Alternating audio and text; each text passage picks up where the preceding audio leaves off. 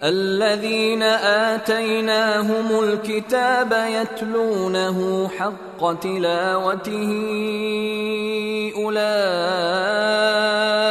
يؤمنون به ومن يكفر به فأولئك هم الخاسرون۔ جن لوگوں کو ہم نے کتاب دی جبکہ وہ اس کی تلاوت اس طرح کرتے ہوں جیسا اس کی تلاوت کا حق ہے، تو وہ لوگ ہی در حقیقت اس پر ایمان رکھتے ہیں، اور جو اس کا انکار کرتے ہوں تو ایسے لوگ ہی نقصان اٹھانے والے ہیں۔ یا بنی اسرائیل اذکروا نعمتی التي انعمت علیکم وانی فضلتکم علی العالمین۔